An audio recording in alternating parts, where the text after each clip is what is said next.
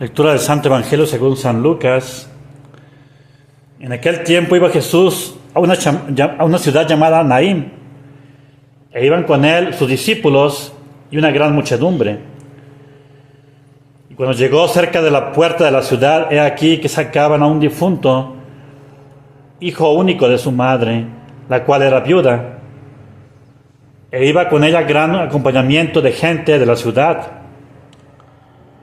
Luego que la vio el Señor, movido de compasión por ella, le dijo: no llores. Y se acercó y tocó el féretro, y los que lo llevaban se detuvieron. Dijo entonces: muchacho, a ti te digo, levántate. Y se sentó el que había estado muerto y comenzó a hablar, y lo entregó a su madre. Con esto lo sobrecogió a todos un gran miedo, y glorificaban a Dios diciendo: un gran profeta ha surgido entre nosotros, y Dios ha visitado a su pueblo. En nombre del Padre, del Hijo y del Espíritu Santo. Amén. Ave María Purísima. Sí, Bien, reverendas madres, hermanitos, hijas, hermanos fieles. Hoy es la gran fiesta de San Mateo el Apóstol. Vamos a hablar acerca de él y su vida, para que nos ayude con su ejemplo a santificarnos. Nos dicen las Sagradas Escrituras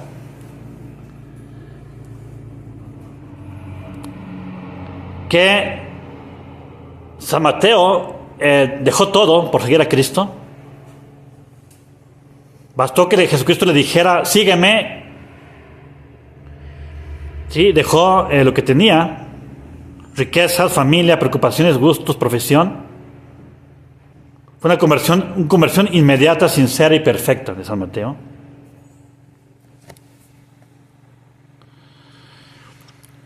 Y entonces él es un milagro de gracia, es un apóstol. Toda la vida, los dichos y los hechos de nuestro Señor Jesucristo fue el primero que los escribió. Fue el primer evangelio,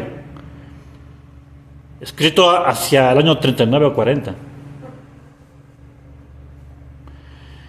Él consignó allí todo lo que los apóstoles acostumbraban a predicar. Él era oriundo de Galilea, su nombre era Leví. Era hijo de Alfeo, era otro Alfeo también, era su nombre. Mateo significa dado por Dios, así le puso Jesucristo ese nombre. Qué bonito cumplimiento de Jesucristo. Como un regalo para Dios, ¿no? O sea, un regalo dado por Dios para nosotros. Entonces él era un recaudador de impuestos, y los que se dedicaban a esto eran considerados por los judíos como pecadores públicos, por eso les decían publicanos. En la práctica los judíos los tenían como excomulgados del culto religioso, de la sociedad y del comercio inclusive.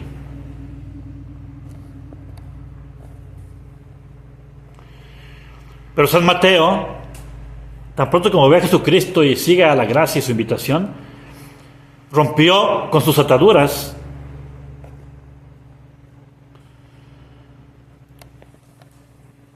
Siguió a Jesucristo, y dice el Evangelio que como agradecimiento por esta invitación de Jesucristo, invitó a una gran comida en su casa a Jesucristo y a los apóstoles, pero que también invitó a sus antiguos amigos publicanos, esperando que ellos también se convirtieran al ver a Jesucristo como él lo hizo, ¿no? Fue cuando surgió esa pregunta entre los fariseos. Le preguntaron a los apóstoles: ¿por qué vuestro maestro come con publicanos y pecadores? Y Jesucristo le respondió: los sanos no necesitan de médico, los enfermos son los que necesitan de médico. Entonces Jesucristo vino a curarnos y a darnos la vida, su vida.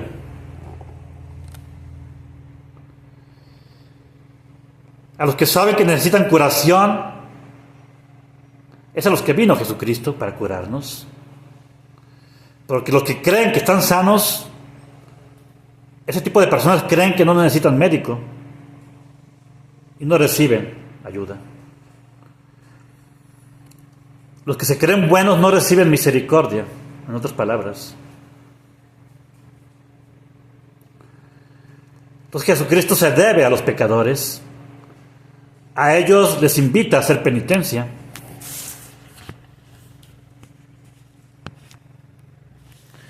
Y precisamente el motivo que hay que imitar en San Mateo: penitencia. De hecho, San Mateo fue el que escribió de San Juan Bautista, ¿sí? Cosas bellísimas. El bautismo de penitencia era lo que había que recibir para poder recibir a Cristo con corazón óptimo. Porque Él lo vivió, Él lo hizo, San Mateo. Y es lo que me quiero enfocar en este momento, porque si algo se ve en San Mateo, precisamente es la penitencia. Hemos ofendido y desagradado a Dios, todos. Y no solamente eso, sino también hemos ofendido y desagradado a todos los ángeles y a los santos del cielo, por nuestros pecados. Por muy ligeras que sean nuestras culpas, deberíamos preferir a esas culpas todas las penas del mundo, todos los sufrimientos. Aquí está la explicación de por qué la gente sufre mucho. Porque no tenemos una idea de lo que es el pecado. Un solo pecado venial es el peor mal que todos los males juntos de esta humanidad, de este mundo. Y por no pensar en eso, se comete tan fácil el pecado, y las consecuencias del pecado precisamente son los castigos y la penitencia que necesitamos hacer para que Dios no nos siga castigando con justicia por haber pecado. La ingratitud que implica nuestras culpas es enorme, enorme. Es como pisotear a Cristo, sus gracias, su misericordia, su sangre preciosísima, después de recibir tantos bienes en el orden natural y sobrenatural, todos los días, todos los días.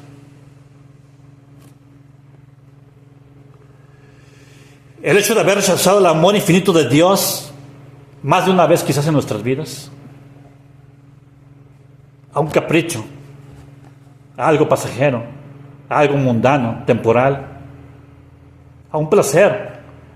Peor que Judas, porque Judas vendió a Cristo, claro, muy grave, vendió a Cristo por 30 monedas de plata, pero ¿cuántos nosotros hemos vendido a Cristo por un placer, por un respeto humano, por una cobardía?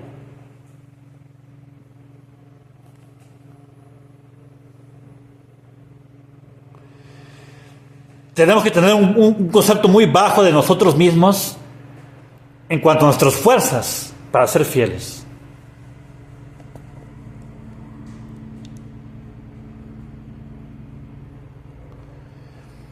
Por allí se empieza, por la humildad. Todo depende de la ayuda y la gracia de Dios. Uno tiene que cooperar con diligencia, hacer su parte, pero la parte exitosa, la parte importante es la gracia de Dios, la ayuda de Dios. Para combatir contra el pecado, uno tiene que desconfiar de sí mismo. Créanme que eso es algo que necesitamos. Y es precisamente uno de los engaños de este mundo. La gente se siente fuerte, se siente sabio, se siente virtuoso, se siente que ya se salvó, se siente que puede ponerse en tentación. Por ejemplo, con el celular hoy en día hay muchísimas cosas peligrosísimas, pero también innecesarias.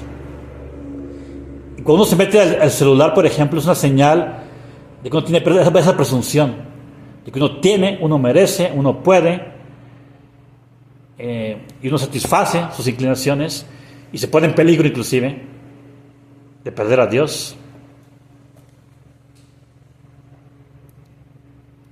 Aquí hay un principio de oro. Los que juzguemos de nosotros mismos hará que Dios no nos juzgue a nosotros mismos. O sea, uno tiene, o sea, lo que nosotros nos castiguemos causará que Dios no nos castigue. Eso es la penitencia. Pues es tan importante la penitencia. Uno tiene que castigarse a sí mismo. Tiene que juzgarse a sí mismo, digno de nada, digno de desprecio. Uno tiene que considerarse que no es merecedor de nada. Para que Dios no nos castigue. ¿Y por qué? Porque Dios no acostumbra a castigar 2 veces la misma culpa. Dios no acostumbra a castigar 2 veces la misma culpa. Si uno se castiga a sí mismo, Dios nos perdona. De hecho, están las reglas religiosas. En los conventos, en los monasterios, tenemos esas santas reglas de nuestros fundadores. Cuando uno se acusa de una falta, con humildad y sumisión, siempre se le perdona. Bellísimo. Ahora entendemos por qué Jesucristo dijo que al menos que hagáis penitencia, todos igualmente pereceréis. Porque la penitencia precisamente es detener la mano de Dios y decir: Señor, ten misericordia de mí.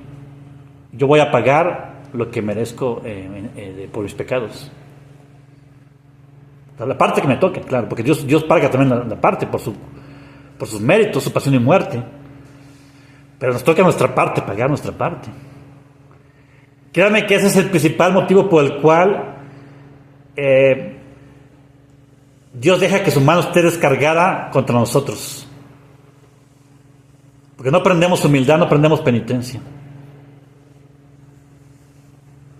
Es un secreto muy grande de los santos, que como no nos gusta, claro, a quien le gusta penitencia, humanamente hablando, no nos gusta. Pues es repulsivo. Y como hoy en día el mundo, especialmente la nueva religión, predica de que se puede reemplazar la penitencia con una obra de misericordia o por una oración. Inclusive cuando se van a confesar en la nueva religión no dan penitencias. No dan penitencias. Como si Dios estuviera tranquilo y como si no hubiera justicia que fuera ya a castigarnos de nada, por nada, ¿no?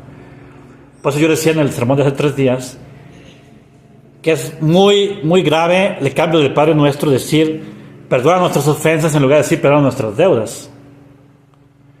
Como si todo lo malo fuera ofender y pedir perdón y ya, sin tener que pagar los daños. Deuda significa pagar los daños, no solamente las ofensas, sino pagar los daños. Pedir a Dios que nos pague nuestros daños y como nosotros también vamos a pagar los daños que hemos hecho a Dios y a los demás, Dios nos va a condonar los daños que hemos hecho a Él. Esa es la penitencia. Esa es la penitencia.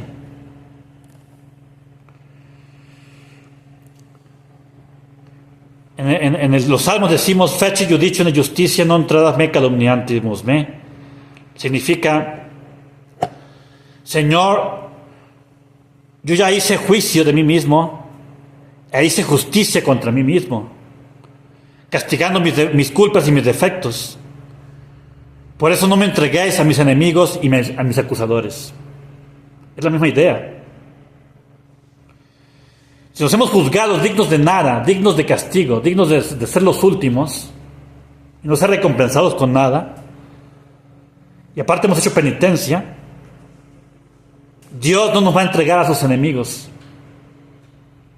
Dios nos va a defender y nos va a perdonar.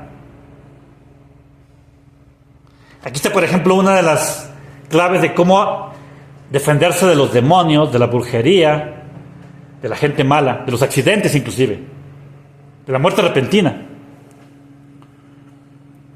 Uno hace juicio contra sí mismo con la penitencia. Bellísimo, es que es una de las claves, uno de los secretos más grandes de la vida espiritual. Y se ha olvidado, eso ya nos enseña hoy en día. Por ejemplo, el ayuno es una de las penitencias que borra los pecados de lujuria, de glotonería y de la carne en general, todos los pecados de la carne. Y eso se hacía una vez por semana se hacían. Los católicos lo hacían una vez por semana, los ayunos. Y se ha quitado, eso se ha quitado. La gente piensa que no es para Cuaresma o para Adviento.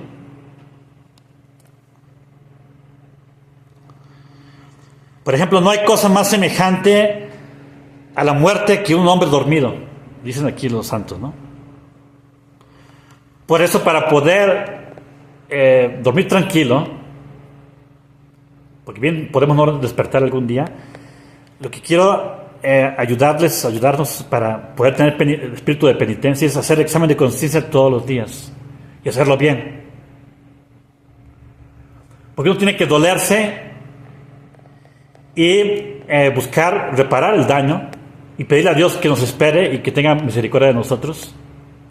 Eso es el examen de conciencia diario. Siempre se ha considerado como algo esencial para cualquier católico, no solamente religiosos. Cualquier católico tiene que hacer ese examen de conciencia diario, especialmente antes de dormir. Entonces el examen de conciencia es como ponerse en un momento de silencio, de dolor, como si estuviéramos enfrente de nuestro juicio particular. Esa es la idea del juicio, del examen de conciencia. Juzgarme y poner un castigo a mí mismo. O sea, ponerme a reflexionar mis pecados, o sea, hacer un juicio de mí mismo, yo mismo, con ayuda de la gracia. Es una labor penitencial por excelencia, el examen de conciencia. Entonces, ¿qué se recomienda? Entonces vamos a ir a las cosas más básicas que se enseñan a los niños, ¿no? Antes de dormir, ¿qué tiene que hacer uno? Son 9 cosas que hay que hacer antes de dormir. Para dormir bien y no tener el riesgo de irse al infierno, ¿no? La primera cosa que hay que hacer es dar las gracias a Dios por todos los beneficios que hemos recibido en ese día.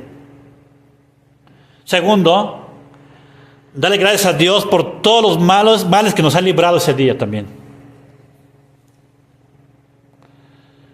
Tercero, pedir la gracia y la luz para conocer nuestros defectos y nuestras culpas, para poder tener dolor. Cuarto, uno analiza, examen de conciencia, lo que he hecho, dicho, pensado durante el día, de malo, de pecaminoso. Quinto, es dolerse, proponer enmienda de esos pecados y pedir perdón. Sexto punto, ofrecerle a Dios todo el bien que uno ha hecho en el día y también ofrecerle todo el bien que se ha hecho en el mundo en este día y también ofrecerle a Dios todo lo que la Iglesia Católica, su cuerpo místico, ha hecho de bien y de alabanzas, de oraciones, de sacrificios en este día, uniéndose a la caridad con que le aman todos los santos y todos los que aman a Dios, deseando también tener ese amor a Dios al mismo tiempo. Séptimo punto, de los ejercicios que uno tiene que hacer antes de dormirse, uno ofrece a Dios mismo los méritos de su Hijo, nuestro Señor Jesucristo, unidos con los méritos de la Virgen Santísima y lo poco bueno que hemos hecho en el día. Uno lo ofrece como si fuera una misa. Es lo que hacemos en la misa. Pero acuérdense que la misa es el ejemplo de lo que hay que hacer todos los días, en todo momento, ¿no? Después, la octava cosa que hay que hacer es pedir la gracia de la penitencia, o sea, de querer reparar el día siguiente, reparar los daños que hemos causado. Y por último, el noveno punto antes de dormirse, consagrarnos otra vez a Jesucristo y a su Madre Santísima y a San José, para renovar lo que hemos dado, lo que hemos prometido y dormir en paz.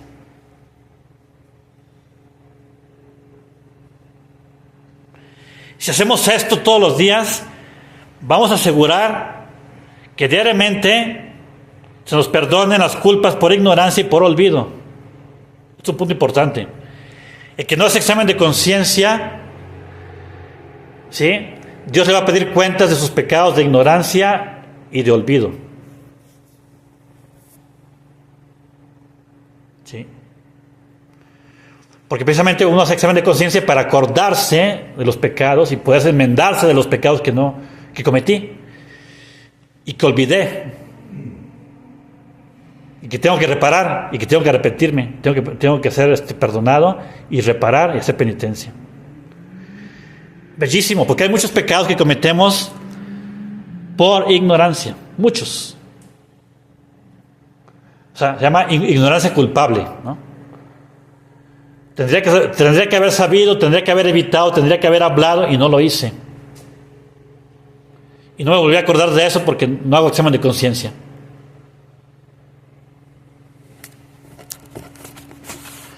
Y de hecho San Alfonso es el que dice, San Alfonso María Ligorio, el doctor de la moral, dice, 80% de las personas que están en el infierno es por ignorancia culpable. Así dice él. Hicieron cosas que no deberían haber hecho y hicieron. Dijeron cosas que no debían haber dicho y las dijeron. Y muchas veces no sabían, pero es por ignorancia culpable. Por eso uno se autoinstruye, se autojuzga y se autocastiga con el examen de conciencia diario.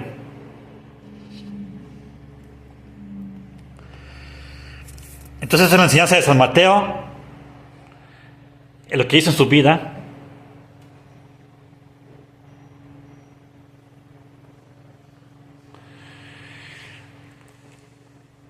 y bueno, concluyendo, diremos que San Mateo murió en mártir, ¿sí?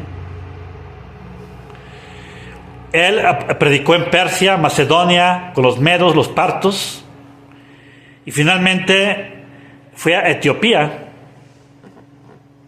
donde convirtió al rey. Y cuando la hija del rey, también convertida, consagró su virginidad a Jesucristo, y cuando el rey muere y un pariente del rey subió al trono, quería casarse con esa doncella, y San Mateo defendió la virginidad, los votos de esa virgen, y fue su sentencia de muerte. Lo mataron con un hacha cuando acababa de decir misa.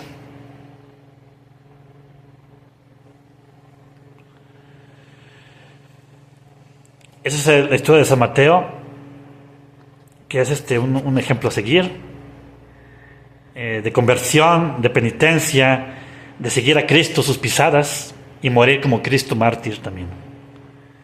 Que nos ayude y nos defienda y nos prepare para morir bien algún día. En nombre del Padre, del Hijo y del Espíritu Santo. Amén. Ave María Purísima.